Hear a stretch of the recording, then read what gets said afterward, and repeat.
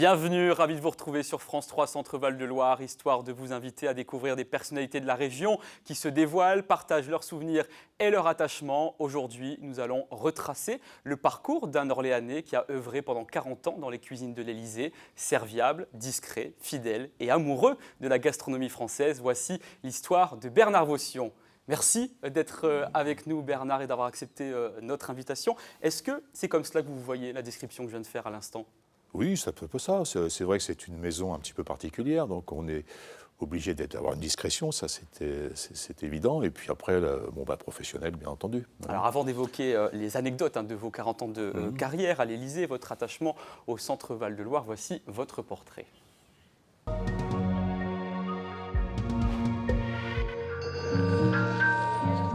Il a été au service de 6 présidents de la République. Bernard Vaution a intégré les cuisines de l'Élysée en 1974. Durant 40 ans, de Georges Pompidou à François Hollande, il ne cessera de s'adapter au palais des chefs de l'État français. Avant de pouvoir préparer les repas des grands de ce monde, c'est dans le Loiret, à la Ferté-Saint-Aubin, que Bernard Vaution a débuté à 14 ans chez un pâtissier. Très vite, les tables des institutions politiques lui ouvrent leurs portes. À 16 ans, il devient commis de cuisine à l'ambassade des Pays-Bas et second à l'ambassade du Royaume-Uni. Rester responsable des cuisines de l'Élysée n'est pas automatique, car à chaque élection, le nouveau président peut nommer un nouveau chef.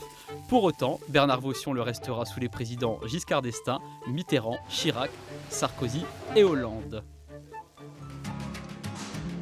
Tous aimaient son savoir-faire et sa façon de composer les menus, véritable vitrine de la gastronomie à la française auprès des hôtes de la République.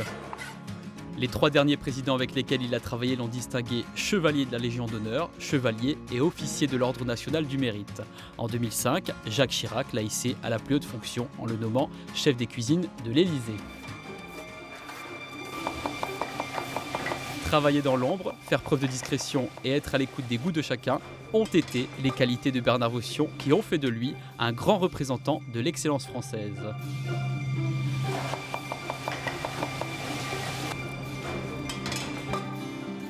En octobre 2013, il a rendu son tablier et vit sa retraite dans le Loiret en continuant de transmettre sa passion.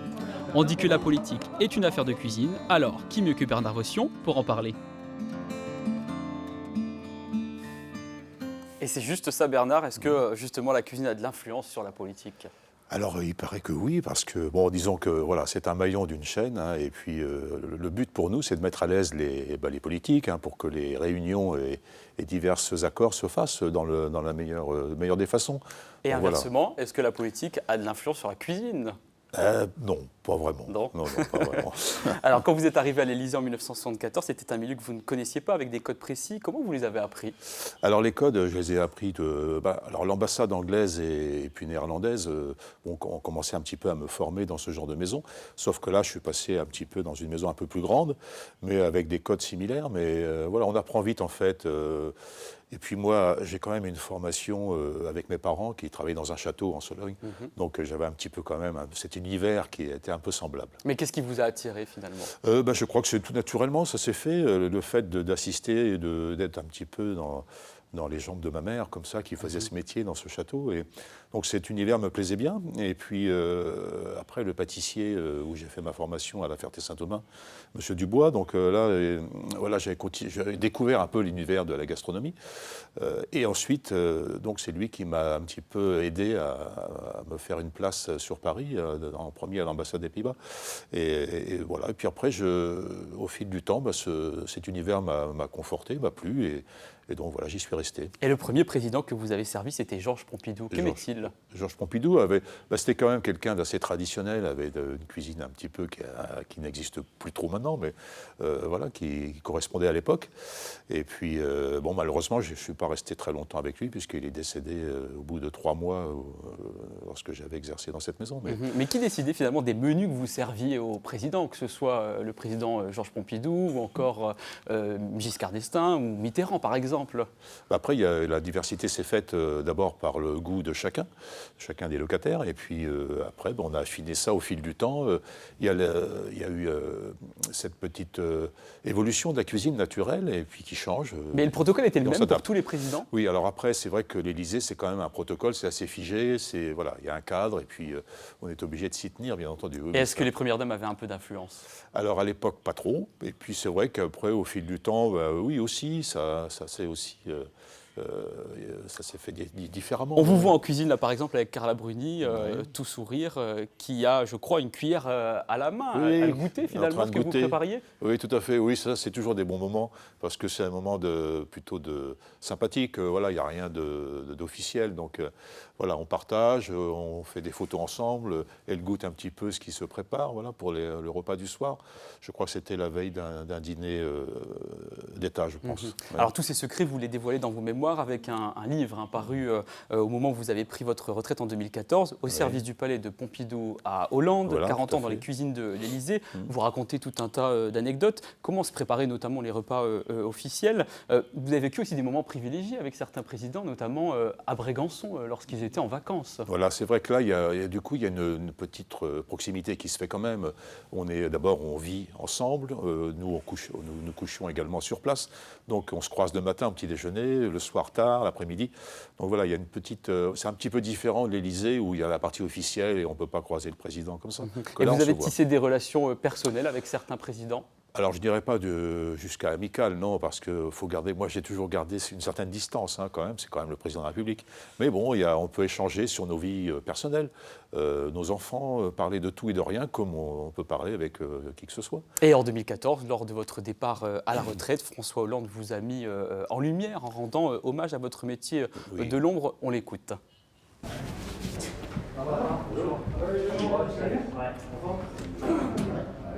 Vous avez exercer une charge, car c'en est une, exaltante et exigeante, puisque vous avez permis que la table soit un moment de diplomatie avec des visiteurs de marque et également des moments de travail, de détente, mais aussi de décision. Vous avez sans doute des secrets, je ne sais si un jour vous les révélerez, sur les dîners que vous avez préparés, les déjeuners que vous avez organisés. Mais vous avez toujours fait en sorte qu'ils soient composés de la meilleure des façons et qu'ils soient livrés et servis de la plus grande des discrétions. C'est en ce sens que vous n'êtes pas simplement le chef de cuisine. Vous êtes également un membre éminent de cette maison, avec les règles qui s'imposent à tous. Merci à vous. Vous voyez très ému, Bernard, lors de ce moment. C'est un petit peu difficile. Comment vous l'avez vécu? C'est mal, en fait, parce que c'est vrai que c'est des moments... voilà, on sait qu'il y a une échéance, et puis elle arrive, et puis là, c'est vrai que c'est un petit peu dur quand même. Oui. Il y a toujours cette émotion. Et en plus, il y a eu un défilé de personnes qui sont venues me voir dans mon bureau pour ce départ. Et donc, là, c'est un peu une famille quand même aussi, qu'on a créée au fil du temps. Mais qu'est-ce qui est passé dans votre tête finalement à ce moment? Pas grand-chose, parce que ça a été assez vite en fait. Après, ça se déroule, la journée se met en route, il y a des contacts et tout ça. Et puis bon, ça va assez vite.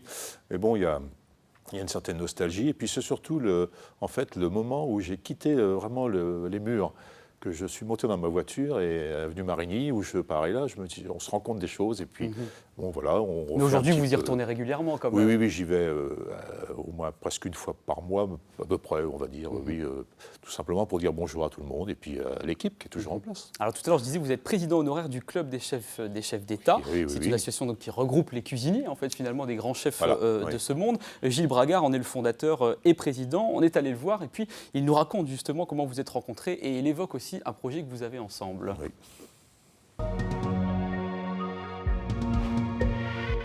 Alors, j'ai rencontré Bernard la première fois il y a une quarantaine d'années, lorsqu'il était dans la brigade de Marcel Le Cerveau, qui était le premier chef de l'Élysée que j'ai rencontré. Nous avons fait avec Bernard un dîner pour les ministres du tourisme d'Asie en Birmanie, à Naypyidaw, la nouvelle capitale de Birmanie. Et Bernard s'est retrouvé dans un environnement assez drôle, puisque dans l'hôtel venait d'ouvrir.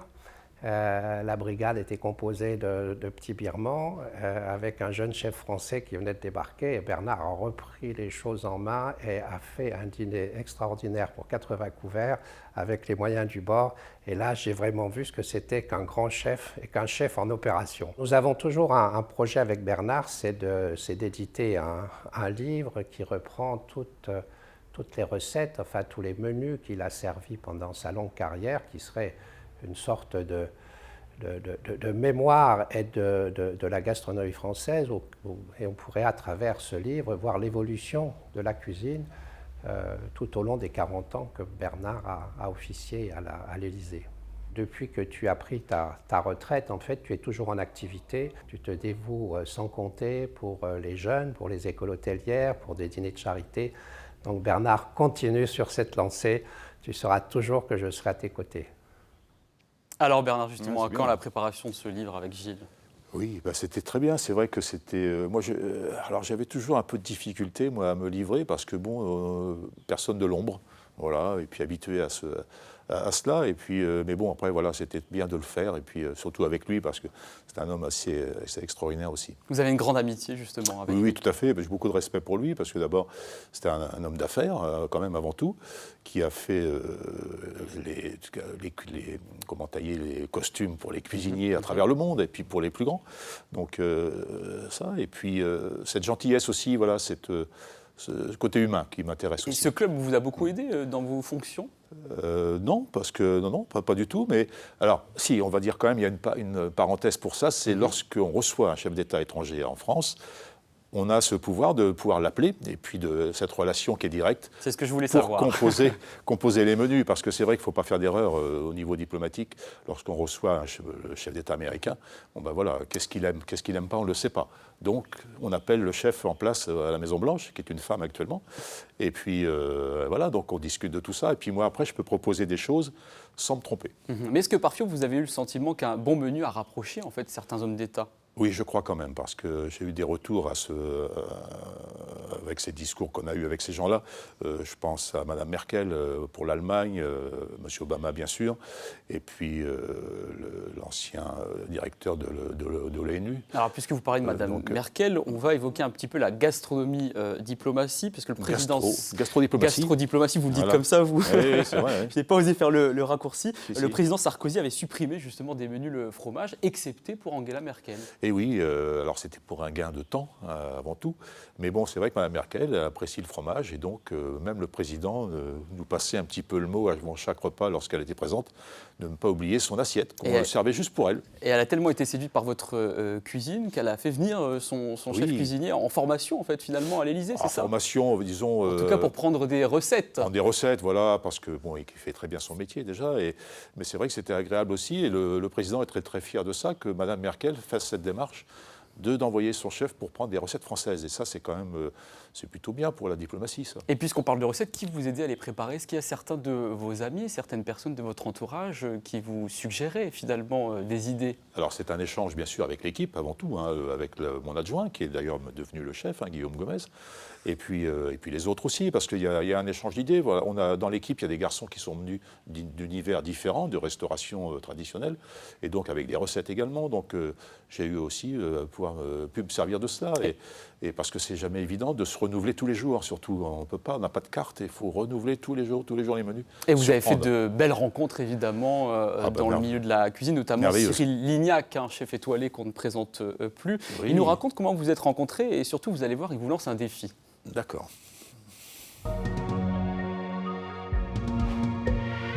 Alors, en fait, j'ai rencontré Bernard lors d'un événement à l'Élysée où j'étais invité. Et je me souviendrai toujours parce qu'il m'a fait descendre en cuisine.